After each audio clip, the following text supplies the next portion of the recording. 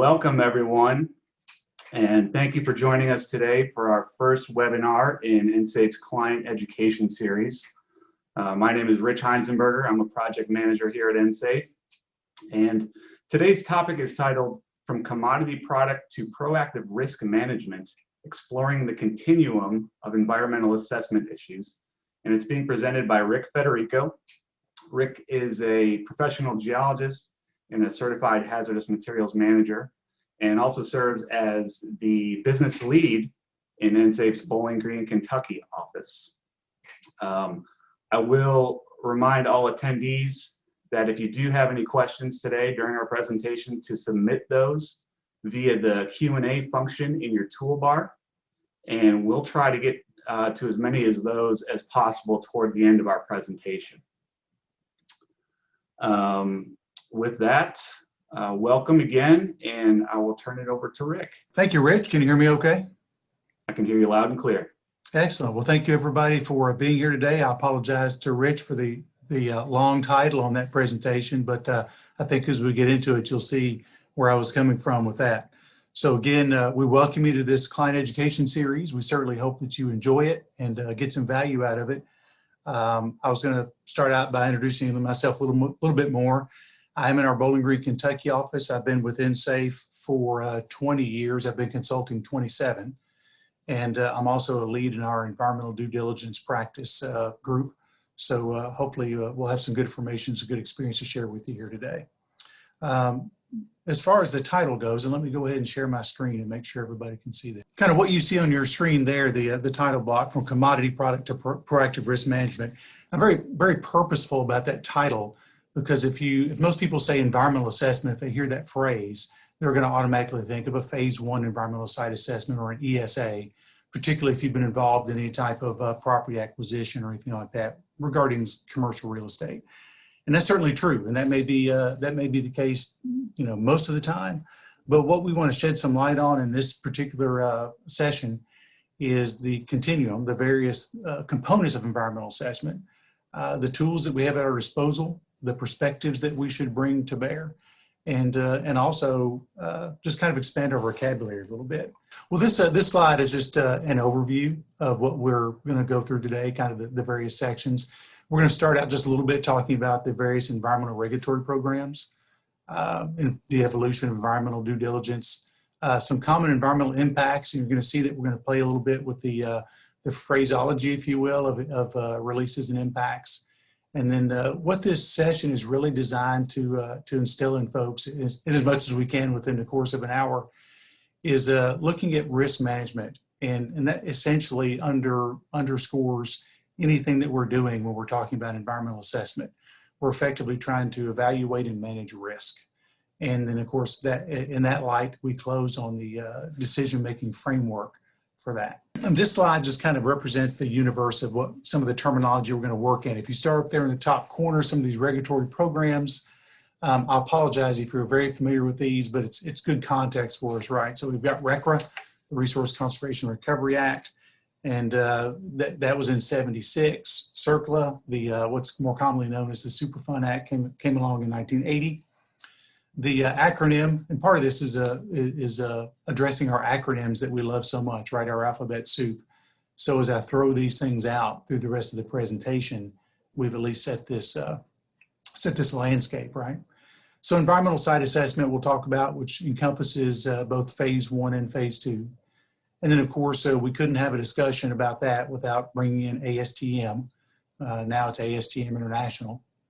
And then one that might be a bit of a surprise, or you're not as familiar with if you're in the environmental circles, is the BUILD Act. And the acronym is, the meaning of it is listed out there. That was actually a 2018 act, and the reason it's relevant to this discussion is because of the strong components it had with regard to brownfields and opportunity zones. And those two have a bearing on environmental site assessments, and again, going back to that core concept of risk management. So there's just kind of the landscape that we're going to get our legs under us in terms of proceeding. And then a little bit more then focusing the lens on RCRA. For those of you, again, that are familiar with the program, you've got the three primary elements that we're talking about are Subtitle C, D, and I as listed here. And certainly subtitle C is where most of our energy and most of our emphasis is going to be, simply because that sets some of the parameters for the hazardous waste management program, and which also includes the cleanup component, right? And if you get into the cleanup component, that leads into some of the screening criteria and what have you. Of course, solid and hazardous waste management under subtitle D for solid waste. And then more often than not, we also have to dip our toe into underground storage tanks because they're so prevalent, whether it's an industrial site, commercial site, petroleum, or hazardous substances, whatever the case may be. So just kind of letting you know that the underpinning of some of these discussions that we're going to have on releases and impacts and the various terminology are going to stem from both RCRA and, of course, our good friend CERCLA. And it bears a little bit of time here. Apologies for the wordy slide. I generally try to avoid these, but this one is a good foundational slide, because if you're not familiar with CERCLA/Superfund, it was essentially designed to investigate and clean up sites contaminated with hazardous substances. So unfortunately, one of the claims to fame that my state, my home state, Kentucky, has is a little place called Valley of the Drums that way back in the day, along with Love Canal in New York, was one of the two, sites, very nasty, egregious sites where it got the public's attention. And as far as illegal dumping of hazardous waste and releases, and that really spurred some action in terms of the CERCLA being passed in 1980. So that little bit of history aside, what the act and the law put into place was that sites could now be managed under Superfund. The federal government could go after, they could do a cleanup, so they didn't have to wait and try and ferret out who was responsible. They can actually initiate response actions. The federal agency could clean up the site, but then they obviously had the cost recovery component that said then they could come after you or anyone on the potentially responsible party or PRP list, if you've ever heard of that.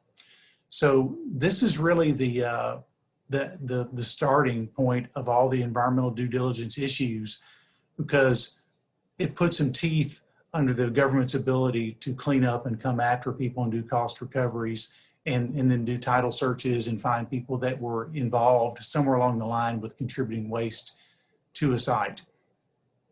That also probably bears a little bit of discussion quickly, because when I mentioned the term PRP, and some people have maybe heard that but aren't really familiar with it, in its simplest sense, what that means is EPA or the federal agency that's involved can look to see anyone who's potentially contributed to a release or an action that they had to take for cleanup.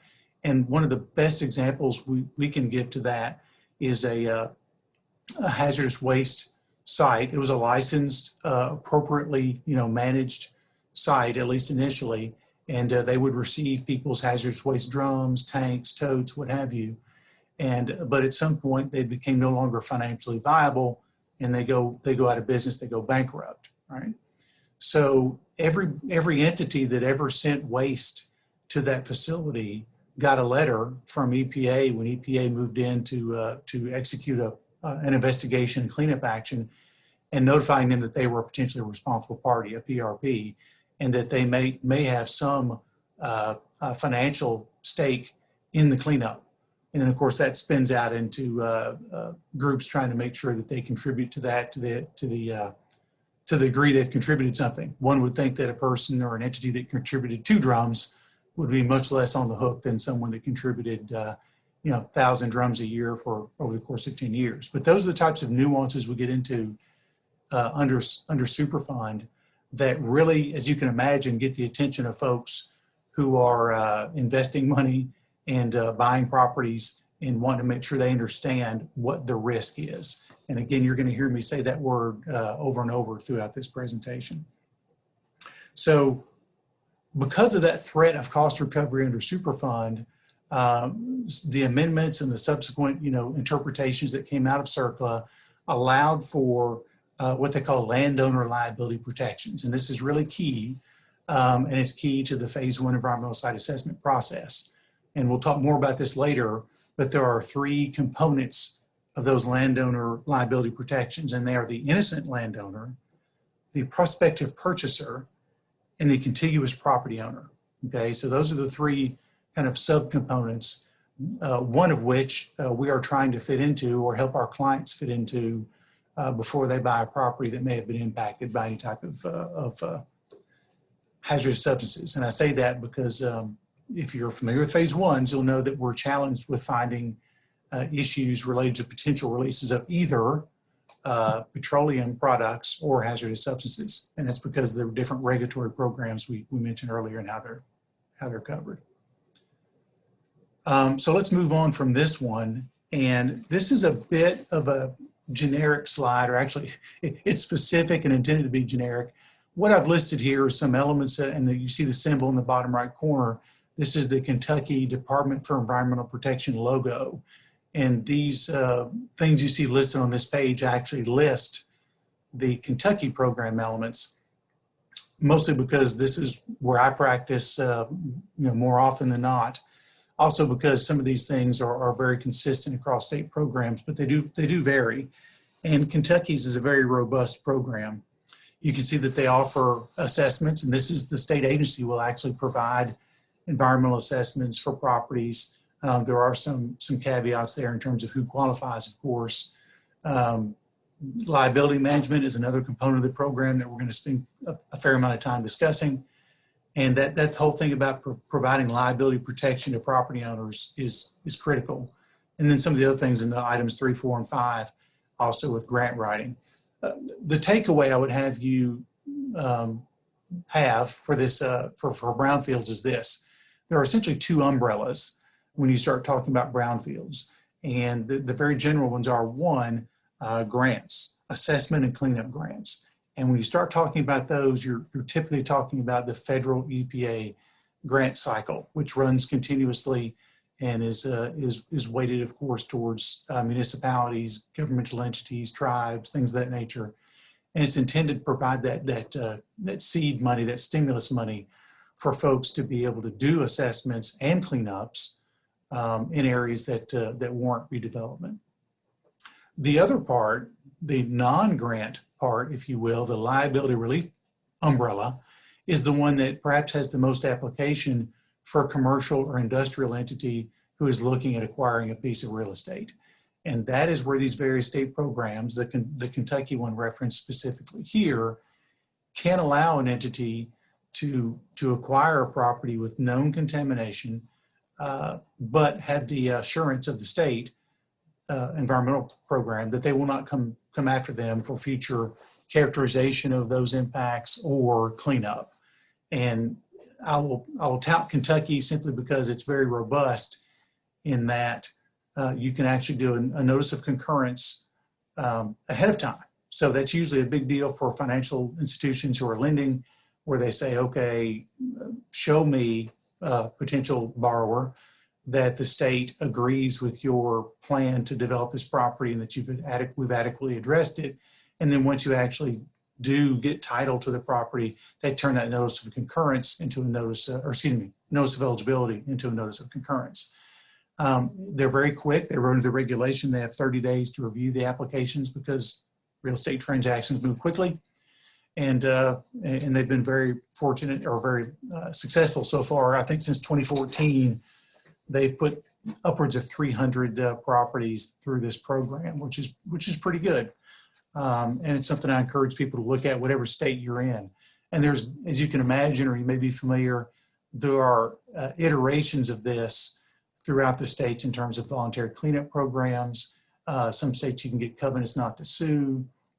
The key is to connect with an environmental professional, consultant, someone who understands the process in the state that you're working in, because prior to this particular law in Kentucky, our covenant not to sue process was painfully slow and bogged down and not very productive. So fortunately, they gave that a shot in the arm and improved it. So it does really vary state by state. So make sure you're working with someone who's familiar with what you've got going on there.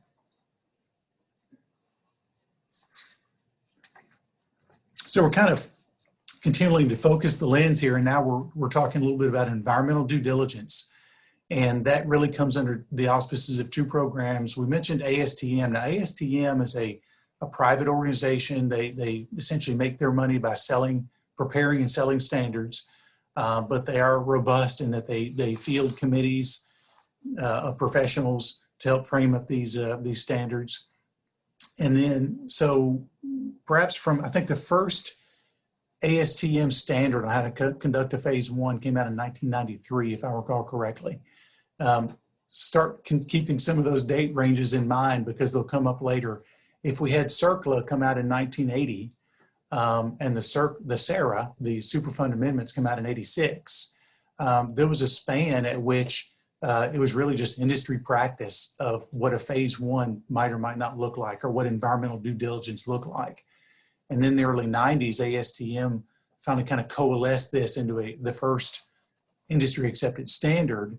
And then they update those every 7 years or so. The current standard, of course, is ASTM 1527-13, and we'll talk more about that because it is coming due for an update.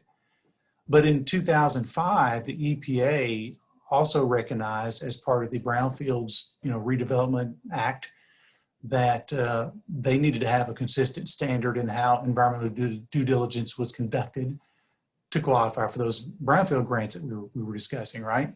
So they came out with this little snippet there. The Federal Register is the All Appropriate Inquiry Rule, or AAI, because we have to have more acronyms, right? So now we've got this ASTM AAI, and the reason they're oftentimes thrown together like that is because in response to that, ASTM made sure that they made their standard line up with AAI, with the EPA's rule.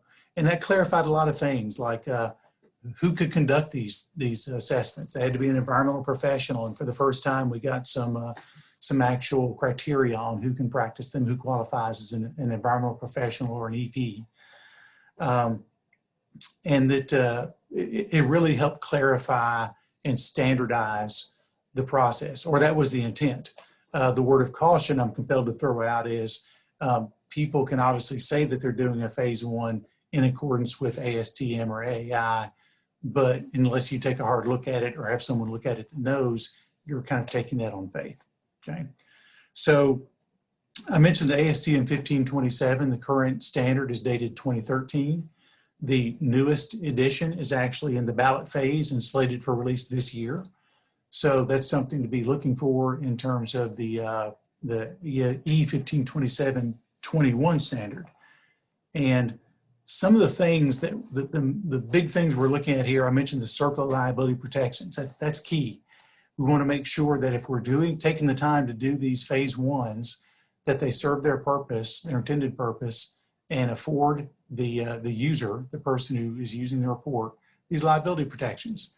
It also identifies things like business environmental risks, another term that we often explain to clients, and that has to do with things that might not meet the definition of one of the ASTM conditions, but that could have an overall impact on future operation of the business from an environmental perspective. A classic example there might be there are wells on the property that aren't used anymore, and you may have to pay to get those removed in accordance with the appropriate regulatory agency. So there's an environmental cost. And then, of course, we talked about brownfield liability programs. Let's touch then quickly on some of the changes, and these are very broad brush, but some of the big things are going to be coming out in the revisions and clarifications are those definitions I mentioned, right? So we've got a recognized environmental condition, which is the main thing we look for, we shorthand that as a REC, a historical REC or an HREC, and then a controlled REC.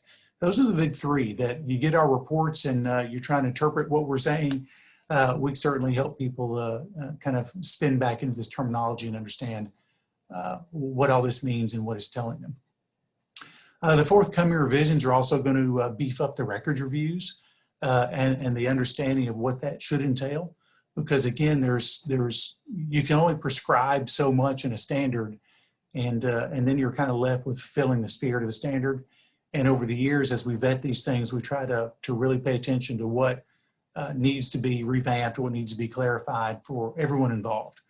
records review is one, historical research you'll see here as far as what sources are appropriate, the degree to which adjoining properties should or need to be researched, and the way that we report that in our findings.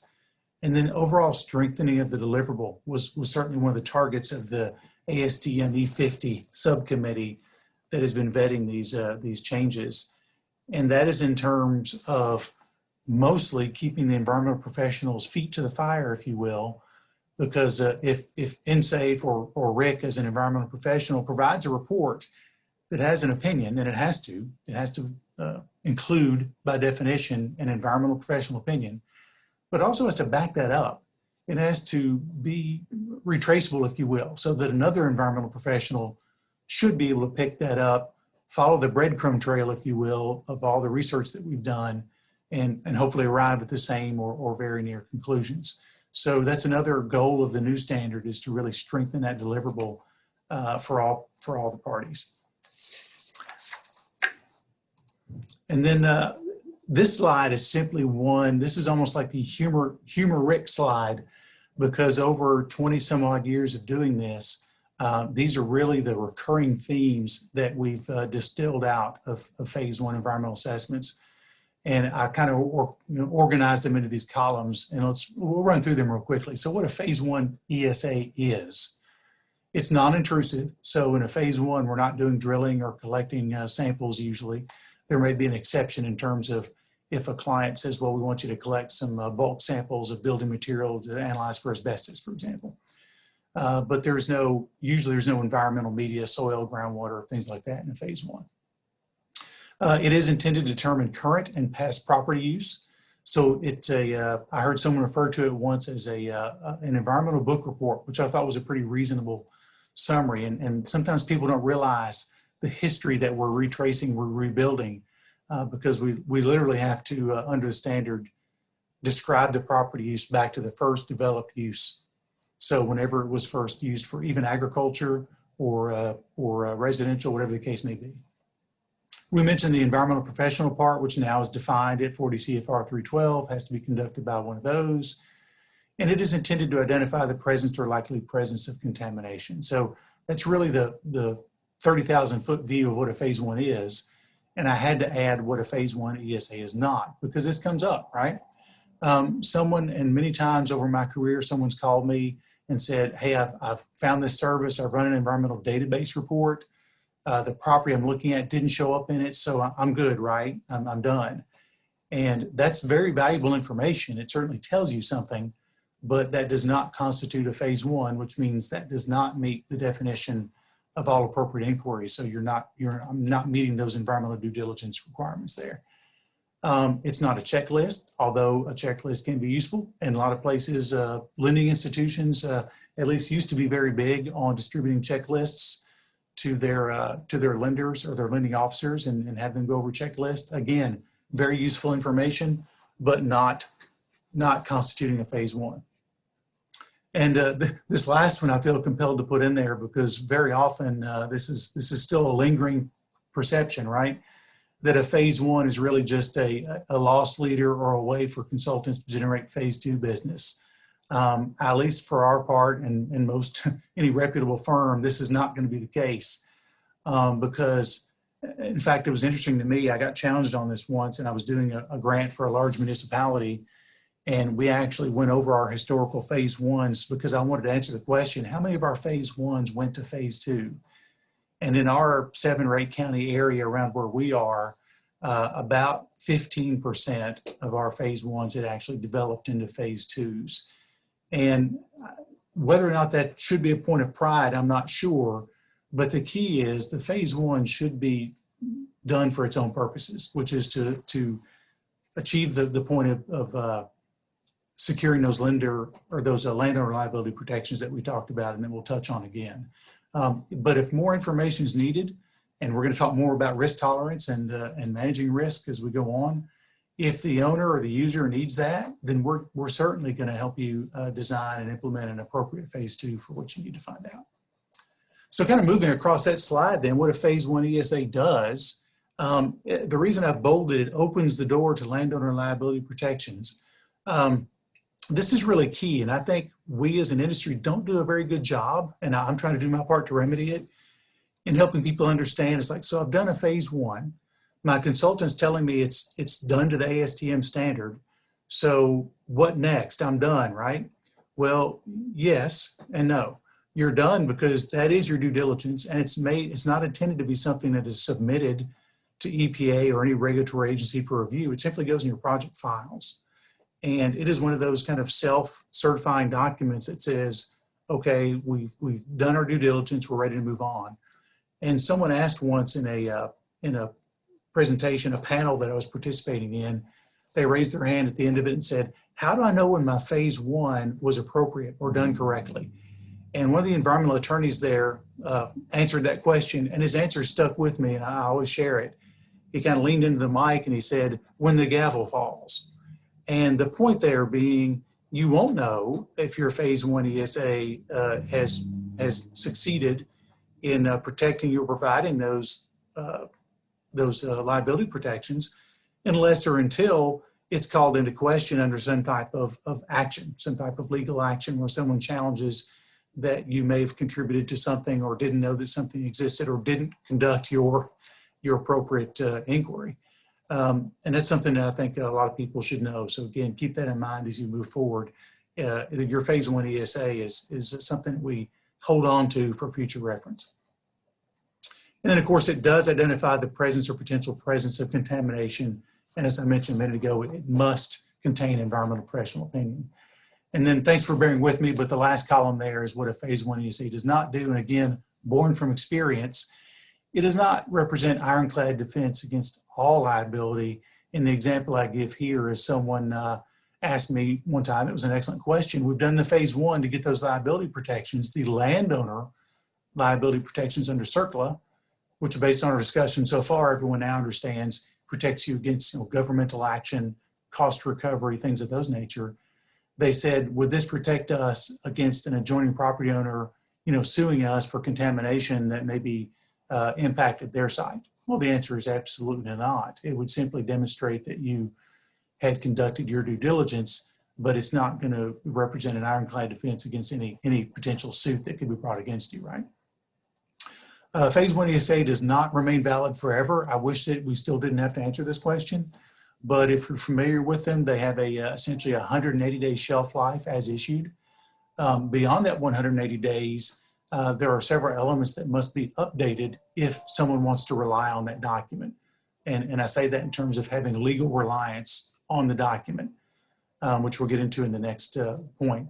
So, but they're key elements. Like after 180 days, I would have to redo the site visit, interview everybody, rerun the environmental database report. So a lot of you're almost essentially doing the phase one over again.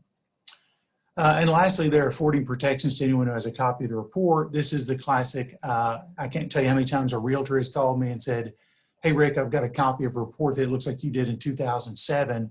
You didn't really find, you had no recognized environmental conditions then. So my client's good to buy that today, right? Hopefully that's an obvious answer. Times change, properties change, adjoining properties have releases. So no, you don't get protections, certainly on an outdated report, but even beyond that, you have to have legal reliance on it.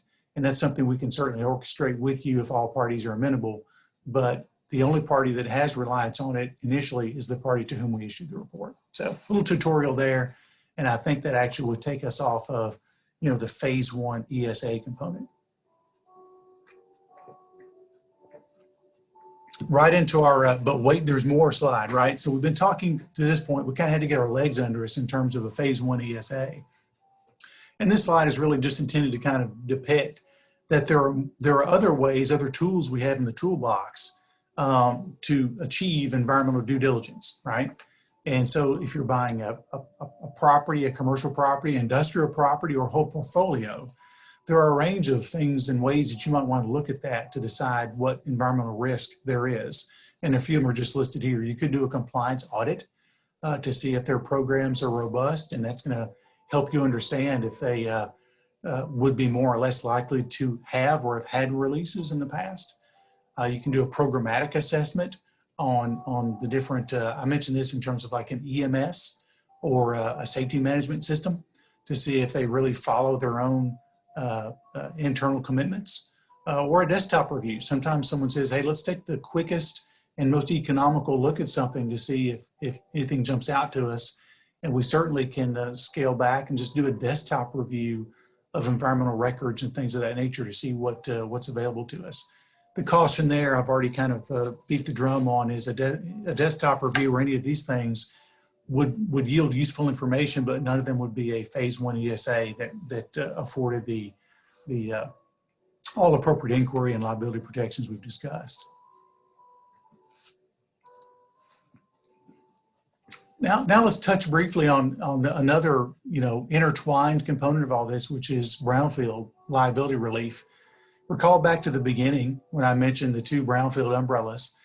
And really, when you get into brownfield liability relief, what you're trying to do, and kind of following this slide as it moves across from left to right, is you're trying to clear the way for redevelopment. You may have a distressed property. I should actually pause for a moment and say the very definition of a brownfield, EPA's definition, is based on a site that has real or perceived environmental impacts. And the key there is real or perceived, right? It doesn't matter if the corner gas station has ever had a release. If it's been sitting there for 10 years and nobody's touched it and the tanks are still in the ground, then people have a natural aversion to looking at that, unless they're savvy, unless they've built a team that helps them work through that process. Then that's a classic example of a brownfields, of course, or a dry cleaner or what have you. But some type of site that is historically prone to have impacts will have that perceived, that stigma attached to them. So what the brownfield liability relief programs, as they vary state by state, are just trying to do is clearing the way for redevelopment by identifying the issues. Like, let's get past the stigma and let's look at what's actually going on at this site. Let's identify the issues. And then, of course, the whole thing about risk management is shifting liability. And by shifting liability, I don't mean dodging anything or trying to, take the easy way out, but simply applying some business savvy and using programs that are available to you, like brownfield liability relief programs, to say, we don't need to worry about the risk on this site because we've quantified it to the appropriate extent, and we know where we stand. And the various parties, regulatory agencies, parties to the deal, we all understand where that liability is, and we can all accept that level of risk. That's really the consensus building component of what we're trying to achieve when we assist people with these programs. And we're going to talk about those in some case studies at the end. Now we're going to play a little bit with terminology, and it gets a little bit nuanced. I'm not trying to be sneaky on you here, but in this part of the program about environmental impacts, I'm posing a bit of a rhetorical question here, like, what is a release? And I think the answer certainly depends on the regulatory program, the scenario, or perhaps even the environmental media that we're talking about. A couple of quick examples. I don't usually like to read definitions, but I'm going to read one for you here. Under CERCLA, the Superfund that we talked about, the definition of release is any spilling, leaking, pumping, pouring, emitting, emptying, discharging, injecting, escaping, leaching, dumping, or disposing into the environment, including the abandonment of discarding of barrels, containers, and other closed receptacles containing any hazardous substance or pollutant or contaminant. I wish they'd tried to be more thorough in that and more verbose, but you get the sense. It's essentially anything under CERCLA can qualify as a release. If you're in the environmental world and you have to do annual reporting, by contrast, you might know the EPCRA definition of release has more to do with anything that's emitted to the air or water or placed in some type of land disposal. So you're calling something a release under TRI if it went up the stack or even got placed appropriately in accordance with all regulatory requirements in landfill. So a little bit of difference there too in terms of where you are. Under Clean Water Act, it's unlawful to discharge any pollutant from a point source in navigable waters, and it kind of goes on in terms of what does constitute a release. And there's even another layer of nuance to consider, and I don't expect you all to necessarily lock this into your memories, but if I plant the seed that it really is needs to be interpreted and spun into, then you'll know to reach out to somebody that can help you navigate this, right? But you may even get into the nuances under some UST programs, for example, state programs. You've got the difference between what they call a suspected release and a confirmed release. And a suspected release typically means there's been some incident, some occurrence, some operating condition that raises an alarm. Maybe there's been a failed test result or something along those lines, but it's not a confirmed release until there's evidence that something has actually gotten into the environment, which is a nice segue to our next slide, which, by the way, I like to call my Zen koan slide. If you've held on to this point and are still with us, this is my gift to you, is my nice calming green leaf here. And we're talking about environmental impacts, right? So can we even define that in the context of our discussion here? Well, certainly the easy way to do it, or the common sense, might be the effect that people's actions have on the environment. I even threw in there for your consideration an EPA definition. And I found that interesting because it says whether adverse or beneficial, right? So they at least acknowledge that impact is not in and of itself a bad thing. So again, from a regulatory perspective, what we're looking at is, have any target constituents been released at concentrations exceeding a generally accepted or appropriate screening level? And that appropriate is key because you got to pick the right screening levels to your scenario for the particular constituent, media, or environmental program. And practically speaking, just as anything getting released that's adverse to the environment, that's kind of the baseline for us. So kind of moving through this continuum of environmental impacts, and now that's what we're trying to decide, right, is have there been environmental impacts? Well, how do we go about that? We've got some approaches and methods listed here. If you're familiar with the NEPA, or the National Environmental Policy Act, that really applies to federal agencies, and they're required to prepare these environmental impact statements, or EIS, to establish environmental effects prior to federal actions. So you see true EIS being done principally during, highway corridors, large federal projects, things like that. But there are other things, and I'm trying to kind of stimulate our thinking here. We're still looking at environmental impacts, but emissions inventories, what's going up the stack. Not only does it go into the air necessarily, but it could then precipitate onto the ground, onto the property, onto adjoining properties. Obviously, it can cross state lines, emissions can. So there's a lot of angles to that as far as environmental impact. One thing that tends to be looked at more in terms of a safety component is a PHA, or process hazard analysis. But that can certainly identify gaps or weaknesses in our process that could lend themselves to potential environmental releases or impacts.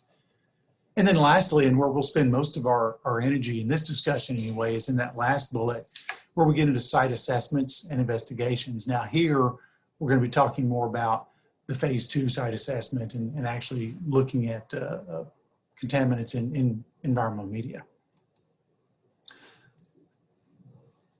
First, let me try and throw a couple of scenarios at you here, because I want you to recall that our background on releases and impacts that we just discussed, you can always get part of the story, but the key is trying to find the context and put it all together, right? And that's what you're going to see at the end is our goal. So let me throw a few common scenarios at you here. In Kentucky, for example, up under that ubiquitous metals concentrations, we rarely go out and do a phase 2 that doesn't come back with arsenic levels above very conservative screening levels.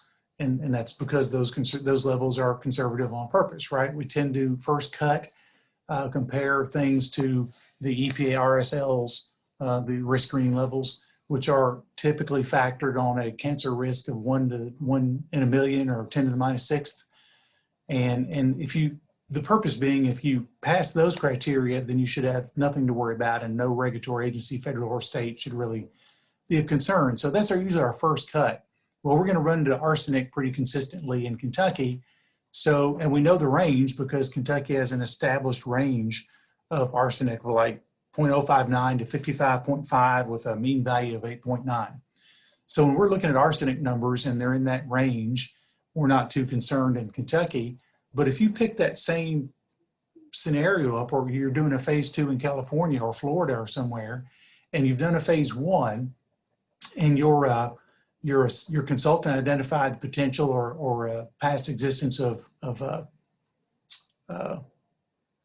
orchards, then, and you find some pretty heavy arsenic concentrations, what you might initially think of pesticides, because that's definitely what you might go to, or perhaps some of the arsenic background concentrations in Kentucky are due to heavy agricultural history. So you have to look at the context, is my point there. The next one I mentioned there is shallow perch groundwater.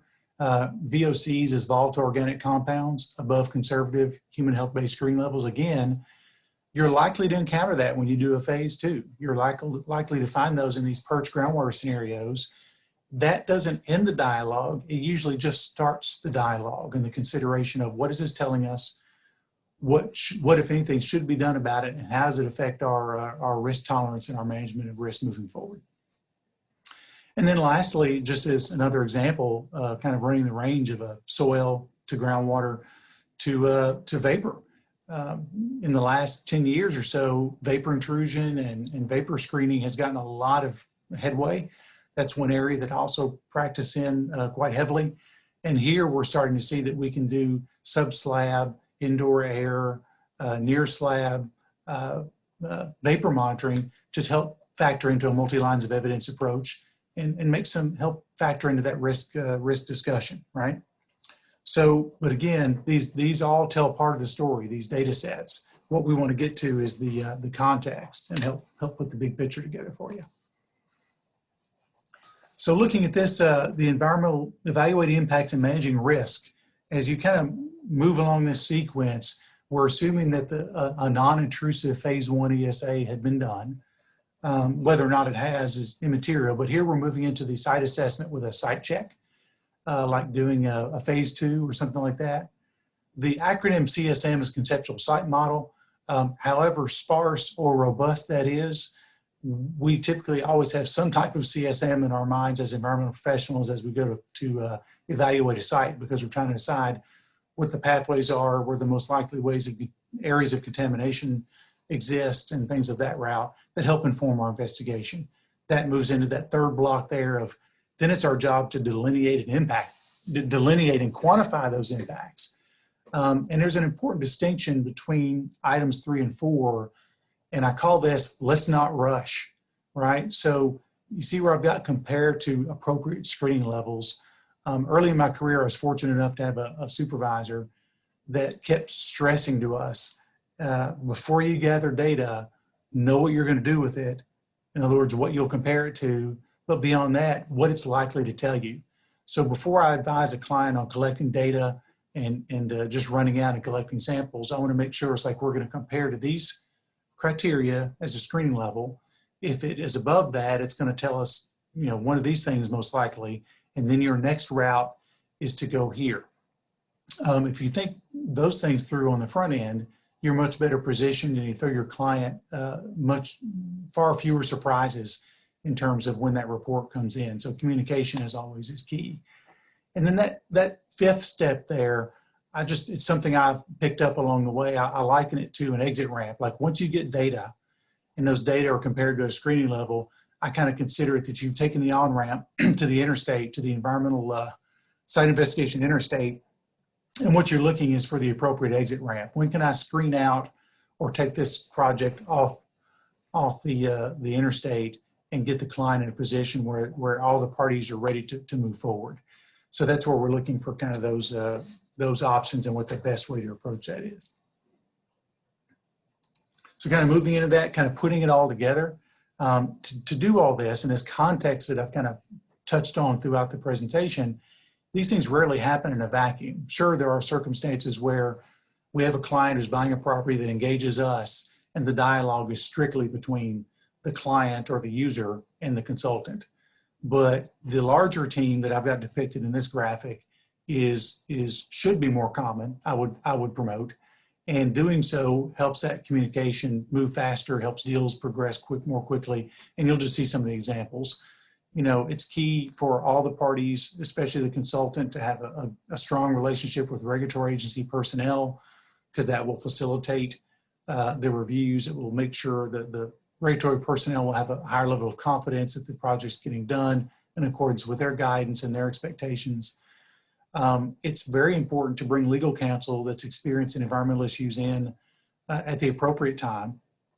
And sometimes that's earlier than folks think, but I'm never shy about recommending that in a case where I think that we're getting into those waters where someone might want to, get the opinion of someone that of counsel. Financial institutions, if you're fortunate enough to be self-financed, that's not an issue.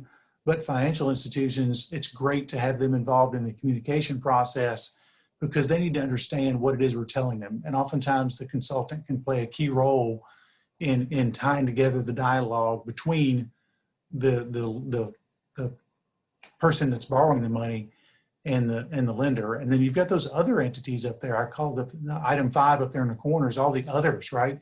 Sellers, buyers, leaseholders, people that are going to continue to occupy the property, maybe operate some facet of the business. Insurance carriers are a huge player because they can dictate the degree to which we may need to explore some issues, quantify some risk and liability. So this whole team it can be key to the process, especially with a larger deal. And that's why we always tend to we try to ask big picture questions early in the process and understand, as opposed to someone just saying, hey, I've got to check the environmental box, go do a phase 1. We like to pause and ask some questions about who the players are, what we're trying to achieve as a group, how we can communicate best, what the milestones will be, and just kind of set that up on the front end as we get rocking on a phase 1 so that everybody understands, the context. One way I always like to put it is, you can have data. Anybody can go get data. You can compare it to screening levels, but unless it's just a totally straightforward site, like we found nothing, then you've still got to have people to interpret and communicate and then allocate or assign risk in order for a deal to proceed in a healthy fashion anyway. And I say that healthy, meaning with eyes wide open on everything. So now we're going to move into just a couple of case studies as we wrap up here, right? So different levels of complexity, certainly different formats, but let's talk about a couple of these things in the context of risk tolerance. So in this one, we've got a historic landmark. It was an old house. It's on the National Register of Historic Places. It was most recently used as a restaurant. And then we have the entity that wants to buy it is an industrial entity, and they are going to put their corporate offices there, right? So I'm already starting as a consultant to think about what the potential issues are and what the risk is. And then we do our phase 1 and find out that there was the building was actually expanded over an adjacent former service station back in the day. And then in addition to that, there were former service stations on 2 adjoining corners. And those were did not have nice locked up, no further action letters, clean closures under the state regulatory program. So we have some issues of concern, right? Well, the question becomes if you might normally say, well, let's just go in there and do a phase 2, get a soil sample. In this case, the building extended all the way out to the utilities and the sidewalk, the footprint. So you couldn't go outside the building. We're in a historic place and it has a basement, and we can't get a drill rig or even a really good coring machine down to tear up the floor in the basement. So we said, wait a minute, let's press pause here. What is the potential use and the potential, what's the risk?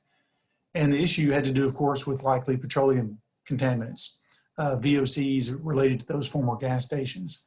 And the risk was mostly with future workers that may be inhaling any vapors because they were not going to tear the building down. They weren't going to disturb the ground surface. There was no gardening, things like that. So the photos are just us. We did a sub-slab vapor survey. We found, it was one of those fortunate times, very straightforward, where we found virtually nothing that couldn't be addressed under the risk screening levels and the expected criteria. So it was a win-win. It was quick.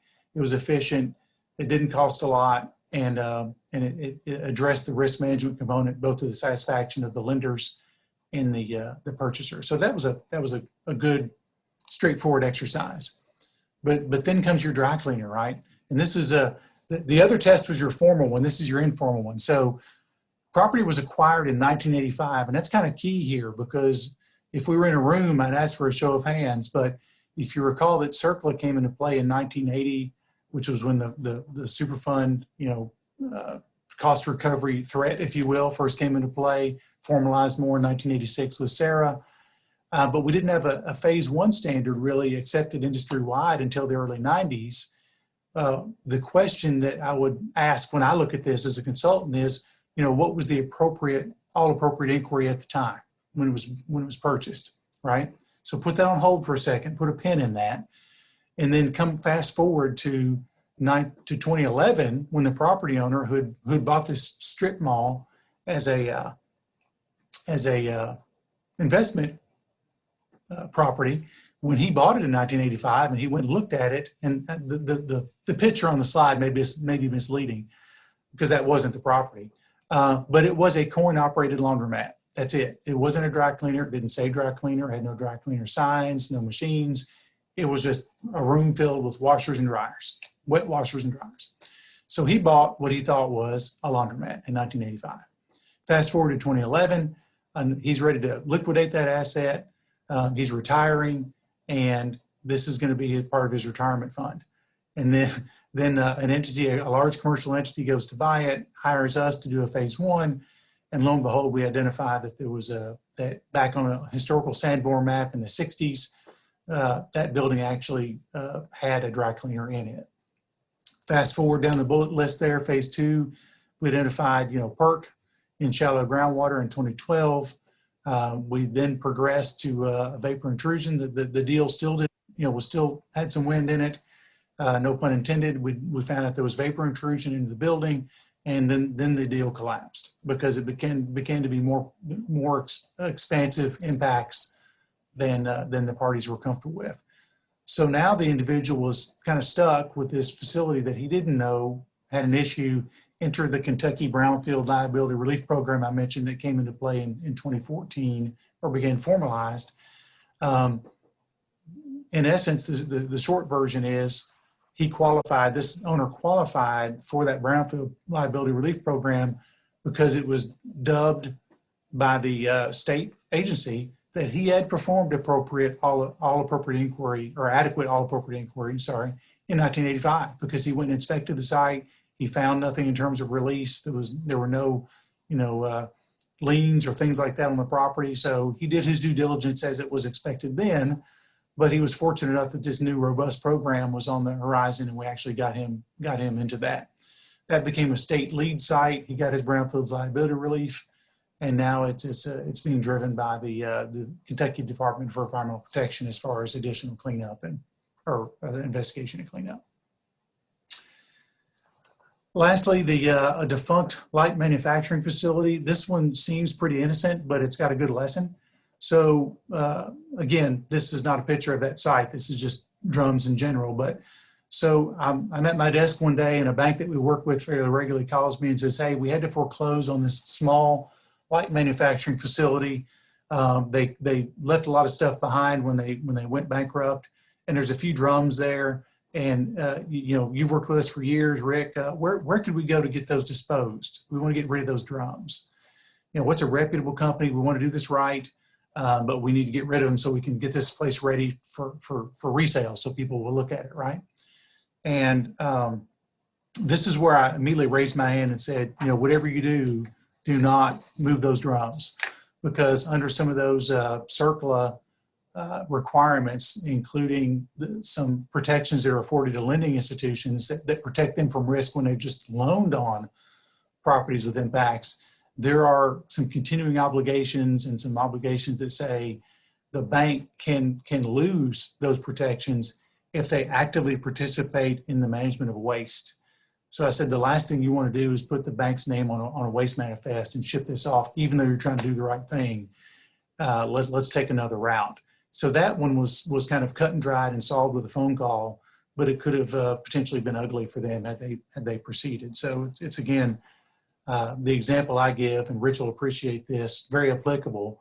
But at EnSafe, our mantra is an acronym T3, which breaks down to think things through. And that's something we try and shine on ourselves every time we make a decision.